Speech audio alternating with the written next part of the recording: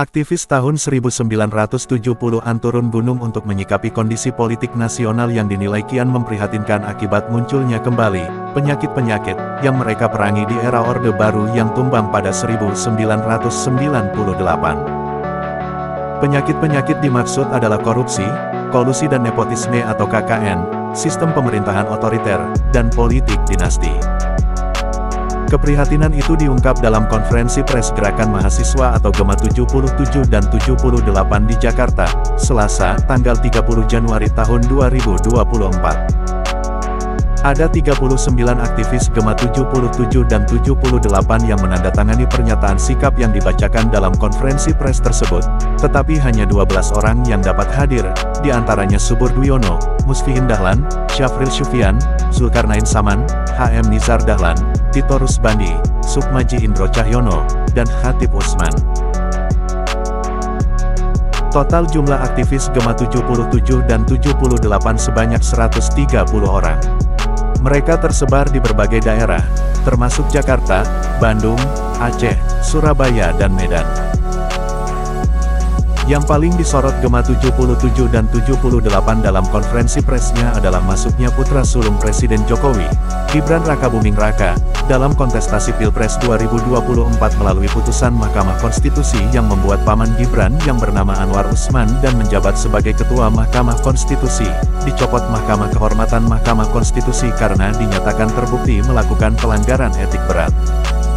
Putusan Mahkamah Konstitusi nomor 90/PUU/21/2023 itu diyakini menjadi awal akan terjadinya kecurangan Pilpres 2024 demi kemenangan pasangan nomor urut 2 Prabowo Gibran. Nah, hari ini kita bermaksud untuk menyampaikan pernyataan sikap lah dari para dedengkot aktivis. Kenapa dibilang dedengkot? Beliau ini aktif di tahun 77-78. Rata-rata media barangkali belum pada lahir ya. 78 belum ya. Nah, di 77-78 ini dulu ditahan semasa pemerintahan Soeharto antara 6 sampai dengan 18 bulan. Ya inilah orang-orangnya, hampir 130 lebih kita ditahan waktu itu tanpa pengadilan dengan ya istilahnya kita ini adalah anti otoriter, anti KKN dan anti dinasti. Dan rupanya kita harus turun gunung karena itu terjadi lagi sekarang, berulang lagi, yaitu merebaknya KKN ya, dan juga otoriternya muncul dan juga muncul lagi dinasti gitu. Nah ini sekadar pembukaan, tapi sebagai tuan rumah Dr. Musfihin Dahlan harus memberikan kata sambutan sedikit lah. Ya, silakan.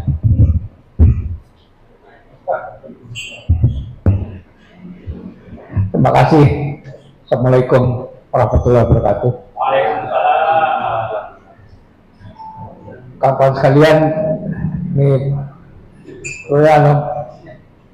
yang nyambut mesti banyak di sini. Ada Mas Kocok.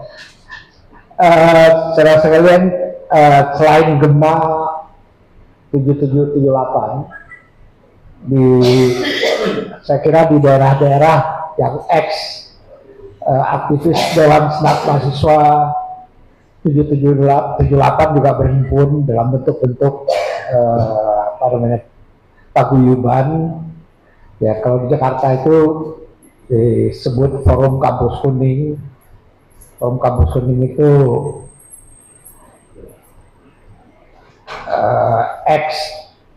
tahanan yang pernah ditahan di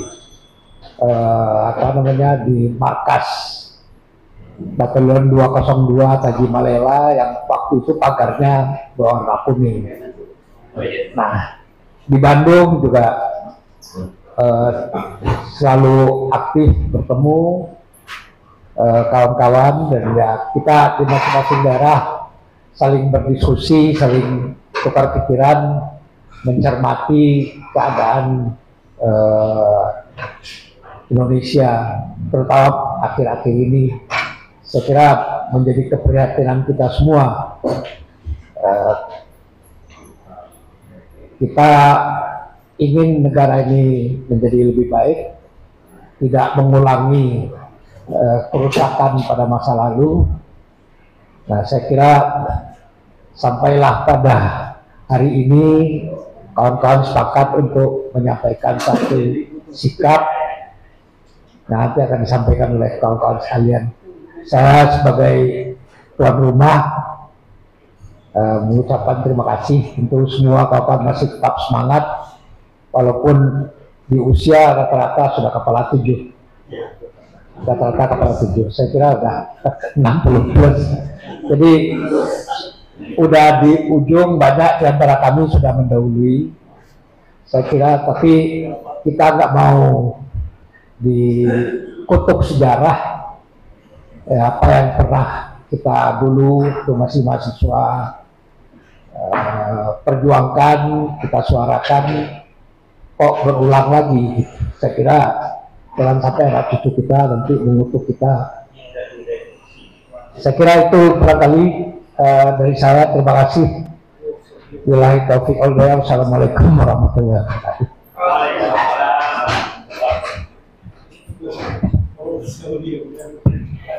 Ya, demikian Ibu dan Bapak, teman-teman dari media. Berikutnya nanti akan ada tanya jawab. Jadi ada Mas Indro nanti yang akan menjawab, lalu juga ada Mas Sukoco. Tapi sebelum dari tanya jawab, kita akan bacakan dulu pernyataan sikap yang akan disampaikan oleh Dr. Subur Diono, ya, Dr. Insinyur Subur Diono, MSI.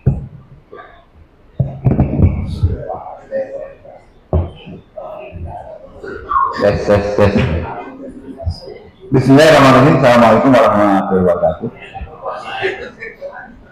Pernyataan sikap aktivis Gerakan Mahasiswa 7778 bahwa intervensi terhadap lembaga yudikatif Mahkamah Konstitusi oleh rezim pemerintah melalui adik ipar Presiden Jokowi, yakni Anwar Usman selaku Ketua MK, nepotisme, untuk merekayasa keputusan MK nomor 90/2023 guna meloloskan keponakannya Gibran sebagai cawapres adalah pelanggaran etika berat.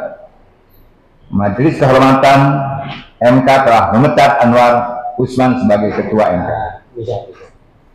Bahwa Prabowo Subianto sebagai capres masih menerima Gibran sebagai cawapres dengan mengabaikan adanya pelanggaran etika berat tersebut. Hal ini terkait dirinya juga pelanggar etika berat dalam keterlibatan HAM masa lalu yang kasusnya belum selesai secara tuntas. Menegaskan bahwa Prabowo jauh dari sikap dan perilaku yang menghargai etika kemanusiaan. Bahwa perlu adanya evaluasi sistem pencalonan capres dan cawapres serta demokrasi prosedural sebagai pelaku kejahatan HAM, penculikan aktivis politik, dan pelanggaran etika kedinasan yang telah dipecat seperti Prabowo Subianto tidak bisa mencalonkan diri. Surat keterangan kepolisian SKCK tidak cukup, tetapi harus menggunakan penelitian khusus terhadap berbagai pelanggaran, baik hukum maupun etis. Hal ini termasuk catatan akademis yang harus didukung bukti kelulusan asli, sehingga pemalsu ijazah tidak lagi bisa mencalonkan diri sebagai capres atau cawapres. Bahwa Presiden Joko Widodo, Anwar Usman, Gibran, dan Iriana diduga telah melakukan tindak pidana nepotisme berat dengan hukuman maksimum 12 tahun, melanggar pasal 1 angka 5 Undang-Undang Nomor 28 Tahun 1999 tentang penyelenggaraan negara yang bersih dan bebas dari korupsi dan nepotisme. Kasus ini telah dilaporkan oleh masyarakat baik ke PT UN maupun ke Baris Krim. bahwa tindakan campur tangan Presiden Joko Widodo pada Pilpres, terutama keberpihakannya terhadap putranya Gibran, sangat berbahaya. Karena melalui keberpihakannya selaku Presiden, baik secara langsung dan tidak langsung, akan mempengaruhi semua jajaran eksekutif di bawah Presiden, termasuk Polri dan TNI. Dipastikan pemilu akan curang dan hasilnya tidak legitimate atau tidak sah, akan menemukan chaos di kemudian hari. Bahwa gerakan mahasiswa 778 berjuang sejak 1977 serta membantu perjuangan tahun 1998 sampai dengan sekarang memperjuangkan tegaknya etika demokrasi di Indonesia. Dalam perjuangan di masa Orba, aktivis gerakan mahasiswa 778 banyak yang dipenjara selama 6 bulan sampai 18 bulan oleh rejim kekuasaan ketika itu. Bahwa gerakan mahasiswa 778 akan tetap dan selalu berjuang meneruskan amanah aktivis 778 yang telah mendahului kita, yang secara konsisten berjuang untuk kepentingan rakyat dan bangsa. Almarhum mengingatkan bahayanya keberlanjutan kekuasaan rejim Joko Widodo melalui putranya dengan rekayasa konstitusi dan etika bernegara secara vulgar. Menjadi boneka negara asing tertentu sangat berbahaya bagi kemandirian bangsa Indonesia ke depan.